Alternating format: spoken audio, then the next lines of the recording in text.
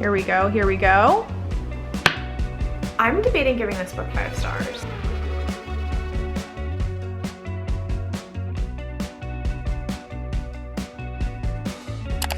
Hello friends, welcome or welcome back to my channel. My name is Tori. If you're new, we are starting our Readathon Rebellion vlog. I decided to be chaotic this month and actually do the rolls as I go. So we are about to roll to see what prompts we are going to get. Do I already have an established TBR that I created with my Roll for Reads TBR game? I will leave that video here if you would like to look at what my TBR is. Yes, I do already have some books picked out. Am I hoping I can match some of my existing TBR to the prompts that we get for the Readathon Rebellion? Absolutely. Readathon Rebellion is a board game readathon created by Melanor Reads. I will leave the announcement video and her channel link down below if you would like to go check it out. I definitely recommend it. I am part of the Order of the Eye. We are doing our little board game rolls for the couple books that we're going to read this week. I think the 6-sided die, she said, is the hard mode. I think let's go hard. So let's do 1 6-sided die. I don't know if I will stay in hard mode for the entire month. I might end up switching to easy mode later on. But go big or go home, friends. We're gonna do our first roll. I do have on my iPad the game board and I have a little character that I drew. So I'm gonna screen record this and we will move our little character on the board. Let's do our first roll. We got a 5. Of course it landed upside down, so here is another angle. We got a 5. Alrighty, we landed on an info gathering space and we also passed the first objective. So we need to do both of those reading prompts. Let's see what the prompts are. Okay, so our first objective, it's going to take the very best to get the silent specter out alive and to stay alive yourself. Gather a team that you trust to help you accomplish this mission. Make sure you choose wisely. Read a book that has 2 or more points of view. I have the perfect book in mind. Okay. And then we landed on an info gathering space. So if I go to the info gathering cards, I'm just gonna pick a random one. It's not all fun and games while waiting for the next mission to start. Let's make sure we're caught up on the history of the diviners. Read a book that's set in the past. Okay, I actually have a book that will fit both of those prompts. And it's a novella, and it's one that I've been dying to read. The Origins of an Academy Bully, I think is what it's called. It's like a prequel book to the Zodiac Academy series. I think let's start with that. It has over 2 POVs and it takes place in the past. I think that Darius said he's 15 in those books, and when we meet him in Zodiac Academy, he's like 18.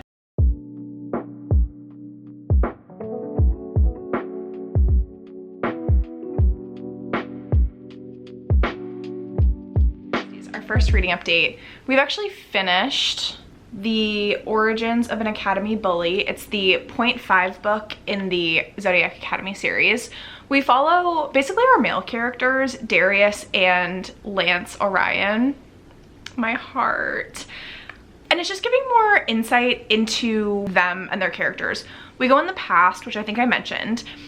Darius has just come into his Order of the Fae. If you're unfamiliar with Zodiac Academy, they're all Fae, but vampires, werewolves, shifters of all kind, unicorns, cyclops, medusas, all of these creatures are orders of the Fae. Like, Fae is sort of their overarching term, and then all of these creatures go under that umbrella.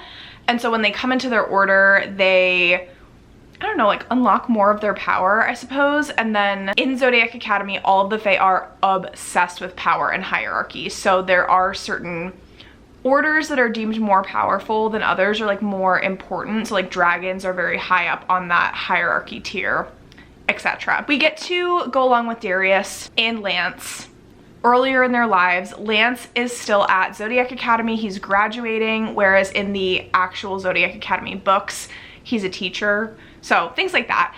I found it a little bit boring. It's only 90 pages, so like it's a novella. It wasn't the worst thing in the world to read. I'm actually really happy with the length that it was, because we basically don't learn anything new. If you've read I think the first Zodiac Academy book, like, you know everything that's in this one. It's just that in the Zodiac Academy books 1 and 2, you hear about these things. So like, you're told that these things have happened, but you didn't actually experience it yourself. Reading Origins of an Academy Bully, you experience what was already talked about. So it was good. I think I'm gonna give it like a 3-star. I don't think you had to read it. I just wanted to because I've been obsessed with Zodiac Academy, but it wasn't my favorite thing in the whole world, and I probably would have preferred to just read like book 3 in Zodiac Academy, but we got 2 prompts down with 1 book and it was so short. So I feel like a cheater. I feel like I'm cheating the system with that one. So now we're gonna go into our next roll and figure out what our next book is going to be. Okay, it's time for roll number 2. Let's see what we get. Another big roll, another big roll. Ooh, we got a 6, okay. So that means we get to move our little character on our board, another 6 spaces. 1, 2, 3, 4, 5, 6. We land on a training space. All right, let's see what training we have in store for us. I'm gonna pick a random training prompt from the training cards. This mission requires more than just brawn. You also need brains. Read up on your history so that you are fresh for anything that comes your way. Read a book that was published prior to your last read. Okay, so we're gonna need something that was published a while ago. Let me refer to our master list. Okay, The Origins of an Academy Bully was published in 2019. Unfortunately, all of the books that are on my September TBR are published very, very recently. I have some new releases on there that are literally being published this month. So we lucked out. I do have a hold on my Libby that I was hoping to get to this month. The Grey Friar, and it's by Clay Griffith.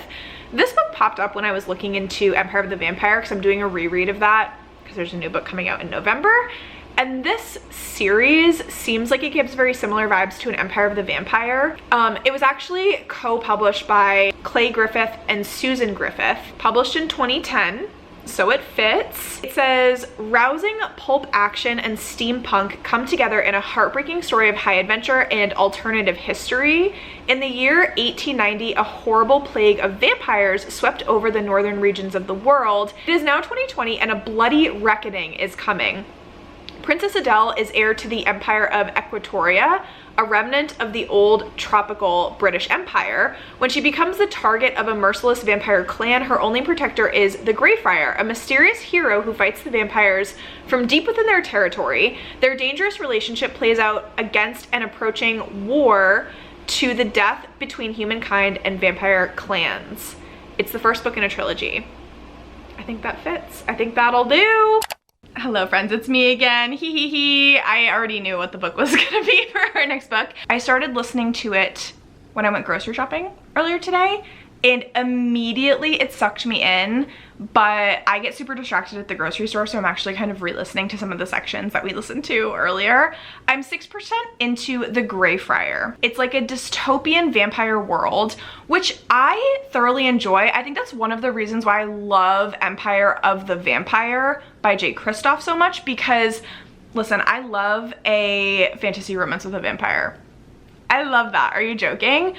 But I think that Empire of the Vampire really hit for me because it's like a high fantasy world where the vampires are very villainized. They are true monsters, and that's how it is in this book. So we're following Princess Adela. She becomes a target of a merciless vampire clan, and her only protector is the Grey Friar, who's a mysterious hero, fights against vampires from deep within their territory. Their dangerous relationship plays out against an approaching war to the death between humankind and vampire clans, and it's the first book in a trilogy.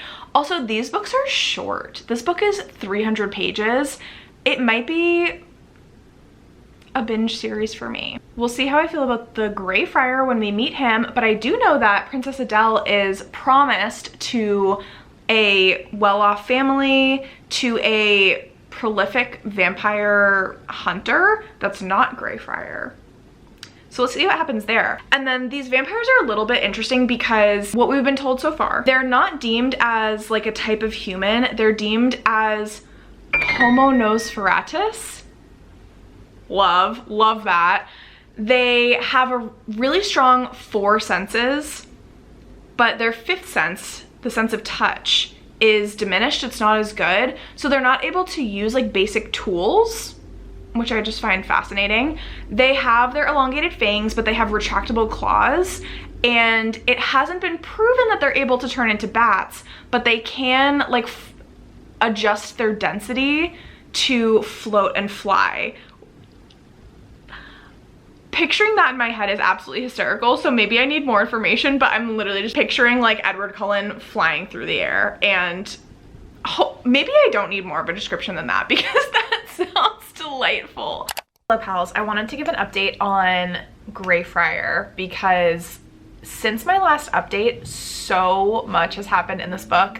I'm completely enthralled. So captivating. Literally in chapter 2, we meet Greyfriar. Everything goes to crap. Like, the humans think that they are prepared. They think that everything is fine. They're looking to turn the tides of power, the power dynamic in the world, which I think we talked about, by finally being able to overthrow the vampires, and immediately things go awry. We meet Greyfriar in chapter 2 as well, quite immediately. He is helping Princess Adela. I don't know how much I want to say because I don't think that anything... We went over the summary of the book. I don't want to say anything because no spoilers, but Princess Adela has a target on her back for sure because she is the image of hope. Like, she is this beacon of hope for the society. She's kind of the face of this goal to eliminate the vampire power dynamic in the world. And she's also been in training for quite a long time. What's very interesting about this world is that religion is kind of not frowned upon, but seen as very taboo and almost seen as like silly. Like, if there is a vampire attack that happens and you see someone go, people kind of look at them like, bless their hearts. Like, it's not seen as religion is the salvation against vampires for whatever reason. And I always think it's fascinating in these dystopian vampire worlds how religion comes into play, because in our world, like in our lore, the cross is a weapon to be used against vampires, and religion is seen as the frontline force against the evil creatures of vampires. So in these books, their take on religion versus vampires, I quite enjoy how the author decides to approach it. I have some suspicions who Greyfriar is. He is this cloaked, masked person who we've talked about. He fights against vampires from deep inside their territories. And so it's like, well, how can he survive if he's a human in these vampire territories? Like, what is he doing that everyone else isn't? We've also learned that vampires prefer the northern territories, but really what's happened is they have completely taken over the northern territories. So there's like these different vampire clans. There's a clan who rules over Britain and the UK and Ireland, and we learn about some of the atrocities that they've done to humankind in those areas.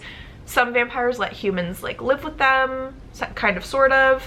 Others completely eliminate humankind in their territories. So it's a dark, dark world that we are in. And then humans can still exist. It's not like humans are living completely secluded, like underground, just in hiding. Humans do still have societies, but they are all in very warm climates. So like Australia, some of the US has some places that are warmer that humans have survived and thrived. India, because it's like safer, because vampires don't like the heat that makes them weaker. It's fascinating. I also really think that J. Kristoff maybe pulled some inspiration from these books, because I've never read anything like this other than the J. Kristoff series. So I'm having a wonderful time. I actually was looking on Pango to see if I could snag a copy of these books. It's crazy that 2010 was 15 years ago. That's actually insane. They're older books. So I did find some on Panko for like $3. And this is a trilogy. I'm gonna wait until I finish this first book to see if I want to purchase the trilogy, but I think that it would literally cost me total like $10 or $8 to buy this whole series. That's all I'll say for now. I will check in maybe once I've finished, maybe beforehand if there's something like really juicy. I am almost done with the Greyfriar. We're at 88%. I just had to give an update from the section that I just listened to because it's so good. We don't have a super romance forward plot in this human vampire romance, but also Princess Adela is intriguing because we know a good amount about her from this first book, but there's also so much that we don't know. She has some ability. She's been getting training for a long time, and that has been discussed. And we also see her in action doing some crazy things that other humans aren't able to do. She has a presence, but everyone is shocked when they hear what she's able to do. This Greyfriar character, I don't want to say too much. I really don't, because like the reveal comes pretty quickly in the book, but it's so fun to learn more about this Greyfriar character. I'm really sorry if you can hear JMO in the background. He got neutered today, and he is just a sad boy in his cone. He hates the cone. He's not having a good time. He's been crying since I brought him back from the vet 4 hours ago. So he just kind of is like whining in the background, and I'm really sorry. I'm loving this book so much. It's also really funny listening to the audio because it was published in 2010 and the audiobooks are from 2010 and they're really good, but it constantly is telling you to switch CDs. This book is not long. It's like a little over 10-hour book. It literally just had to change to like CD number 7. How many CDs did it take to record audiobooks like previous to streaming services? I don't understand. Now I'm just taking guesses how many CDs it's gonna be by the end of the book, but I'm having a wonderful time. This is definitely gonna be like a high 4-star, if not a 5-star. We have just finished the Greyfriar. I'm debating giving this book 5 stars. I'm thinking it might be a 4.5. I don't know what's holding me back from a 5-star, but I loved this. Please read this book. If you read Empire of the Vampire, but you want something that's a little bit less like...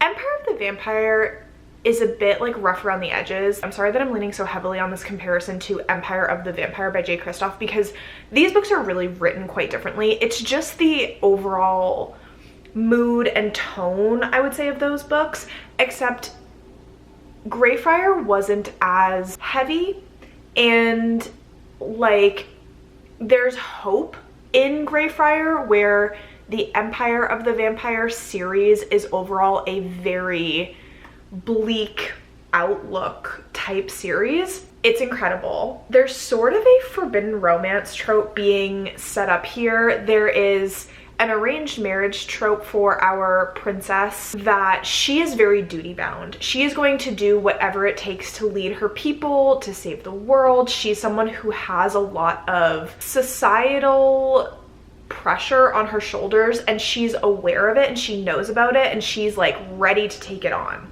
She's a badass. We love this main character so much, and people, it's not that they're underestimating her, but I think that she's kept her power. She's playing her cards very close to her chest. Not a lot of people know the extent of like everything that she can do, which is so fun. And she kind of showed it a little bit because she had a big, this whole book was a ton of her interaction with the vampires because they are trying to capture her. They know that she's a powerful celebrity almost in this world. They don't know the extent of, like, she's been training to take back this world from the vampires, and that's what they like don't know about, which makes it so fun. It's sort of like she gets captured, but I don't want to call it like a captor captive because this is not like dark romance by any means, but she does get taken captive at certain points, and it's her journey to like escape.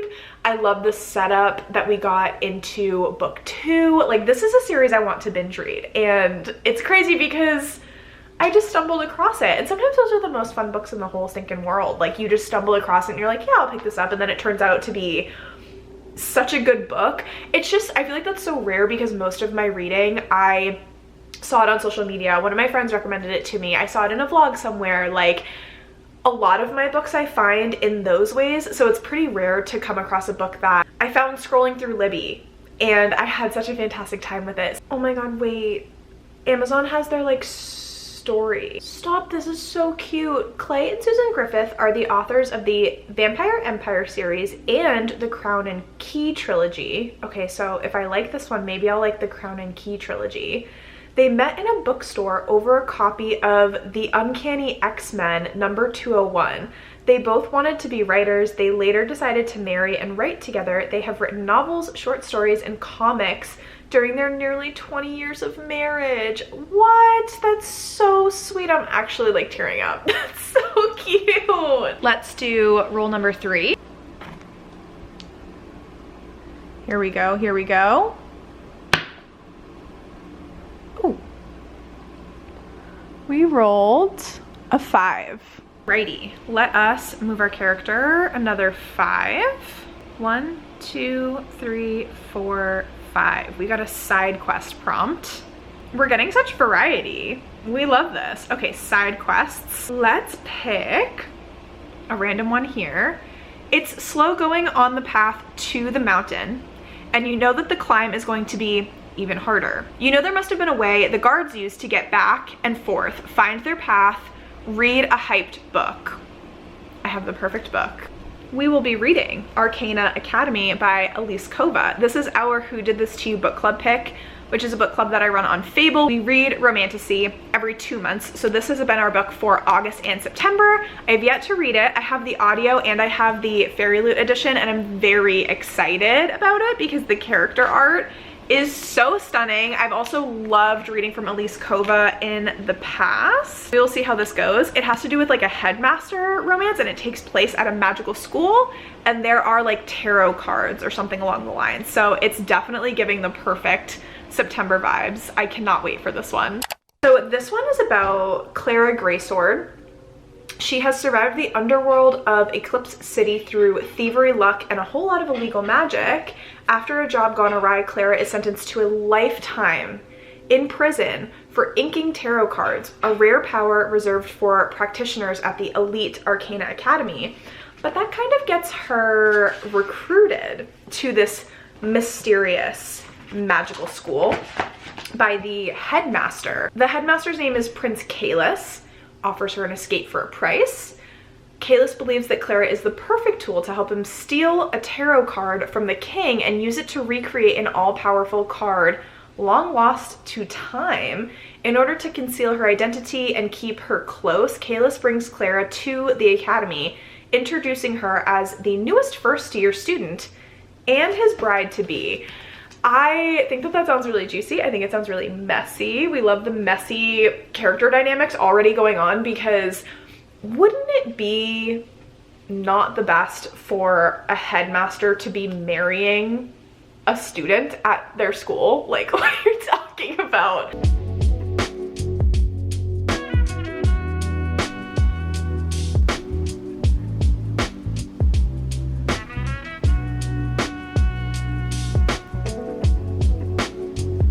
Hi Pookies. It has been 2 days and I have not read a damn thing, so I'm sitting down, I'm rewatching old sprints on YouTube. That's what I'm having to do to, like, I don't know, have some sense of accountability that like other people are reading with me. And we're going to start this. I'm going to immersive read it, and that way I can really hopefully get super duper sucked in.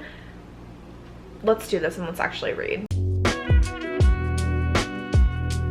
We need to talk about a character introduction. I am on page literally 6, but I have missed Elise Kova's writing so much. The last books that I read from her were the Air Awakens series, which I thoroughly enjoyed. I stopped reading them after the 3rd book, and I can't remember why. Probably because I'm just terrible at finishing series. And those were so long ago now that I don't know if I would return to them. But regardless, we're meeting our main character. She's in prison. She was arrested for inking tarot cards, which is illegal if you're not like authorized to do so, because it's a special kind of magic. Walking into this room, this very lavish room, it's where the warden is, like the warden's office or something like that. The sheer opulence is jarring.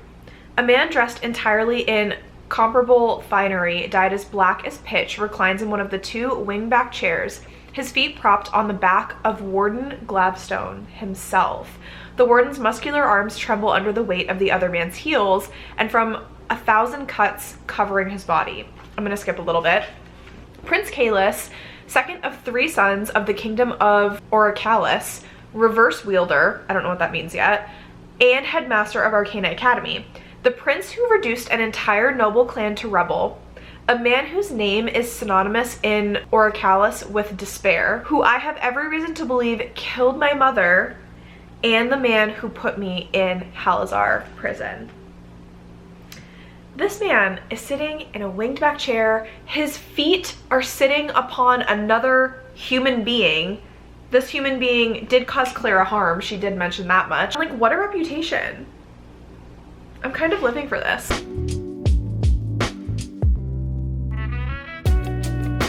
Hello besties. I'm having a bit of a tough mental day today, and thankfully these arrived and we read this first book in this vlog. These arrived so fast from Pango. Honestly, every time I order something from Pango, it gives me so much joy as opposed to ordering it from Amazon. Like, I'm always so happy when I don't have to order a book from Amazon. Ordering books on Pango to me feels like trading Pokemon cards with your friends. It just feels like we're trading books. It's so fun. Anyways, let's open these together and then you'll know what I'm talking about. They're actually good sized books. I was almost expecting mass market paperbacks because these books are so old. Oh my gosh.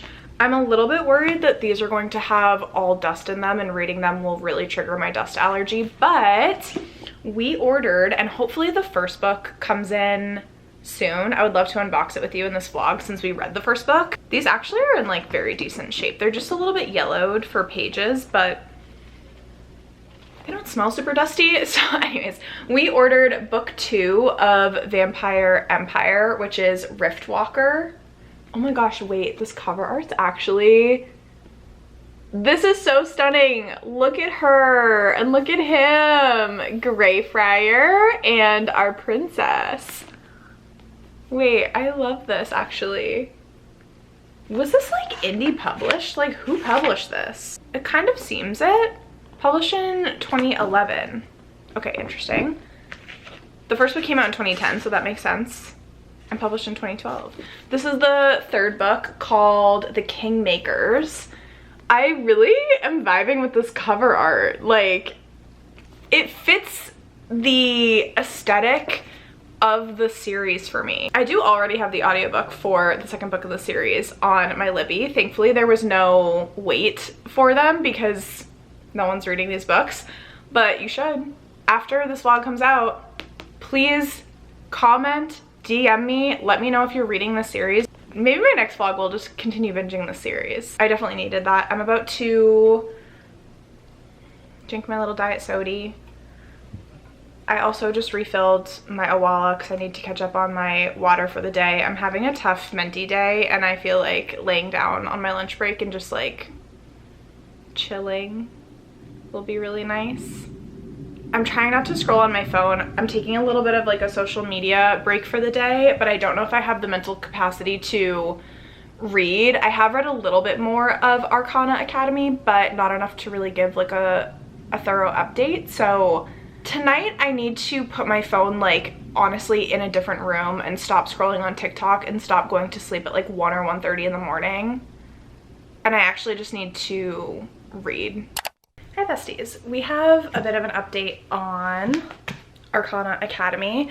I am now officially 50% through this book. It feels like it is taking me forever and a day to make any progress on this book. Not this book's fault. It's totally just my reading brain at this moment, which I think I said in my last update. What's weird is I don't really know what's like not working for me with this book. I like so many things. I just think it's right book, wrong time syndrome because this went from being such a fast-paced book in the beginning to really slowing down. And if you're looking for a school setting book where you actually like go to classes, learn about a magic system that's gorgeous, by the way, like one of the most fun tarot magic card systems I've read about. It's also very different from One Dark Window. So if that's like a concern for you, because I loved the One Dark Window duology, and I was like, another tarot card book. This feels very, very different, so I wouldn't have that concern going into this.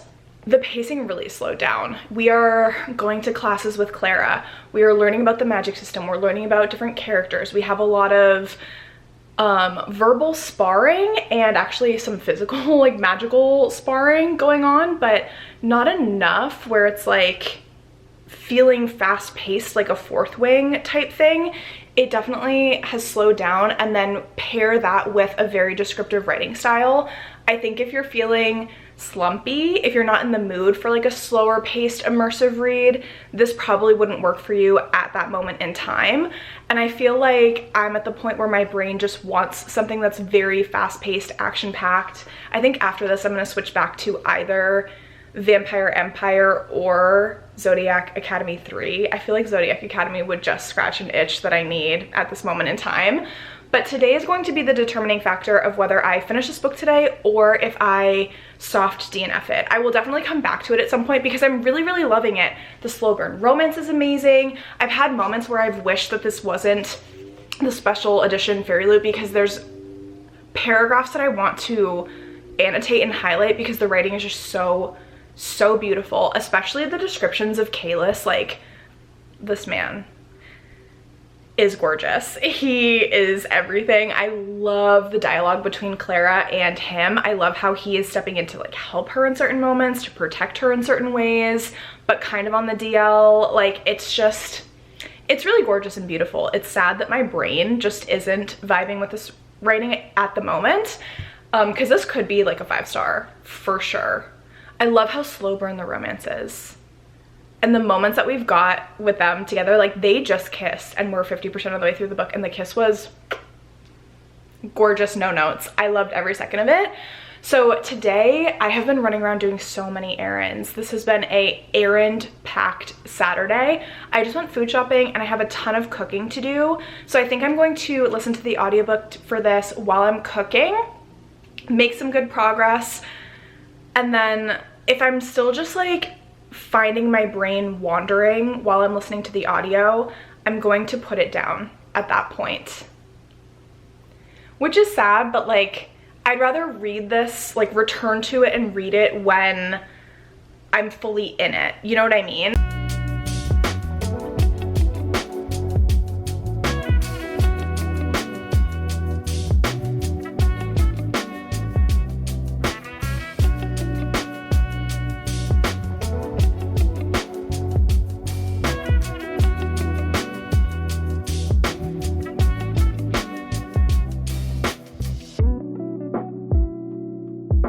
We have some exciting news. We have finished her. I know that my last update we were at like 59%, so I have quite the update to give for the second half of this book, but we literally just finished. I was playing some Libby Chicken because this audiobook was due in 18 minutes and we literally just finished listening to it. Which was a good time. It was definitely a stressful morning because I love the audio. I think that I would have struggled to eyeball read this. Not struggled, but like it would have taken me a lot longer to get through this book had I only been eyeball reading it, and the audio was so good. Okay, this book, had I read it at a different time, would have been a 5-star for me. Like, I know that with a certainty in my heart. I'm giving it 4 stars. I really enjoyed this. Again, very immersive. You certainly should be in the right reading mood to dive into something like this. But oh my gosh, the romance bits that we got towards the end, talk about a slow burn, talk about enemies to lovers, talk about hate to love. I think it classifies both enemies to lovers and hate to love because their hate in the beginning is much more, well, she hates him. He doesn't really know what's going on with her, so it's kind of one-sided. Same with the enemies to lovers, but oh my gosh, the slow burn and how it continues. Can I just read? You consume my every waking moment, devour my thoughts. You've poisoned my halls with your scent, flooded my dreams to the point that I cannot tell if it is a delight or a nightmare to want to drown in you. If you hate me, then hate me. Let us be eternal rivals. Let any future where you and I are more than enemies finally be done and gone. If you want something else from me, then take it. But if it is neither, then set me free and let me be done with you once and for all. The way that they speak to each other, I literally can't deal with it. Kalis groans, forehead pressing to mine. I hate you for what you've done to me. So like when he starts having big feelings for her, that's when he really starts to hate her, and that's when it becomes less one-sided. And then this final one, there was another really stunning description where she's talking about describing Kalis, and I couldn't find it, but it was somewhere in like the beginning of the book, but I thought that this description was so good.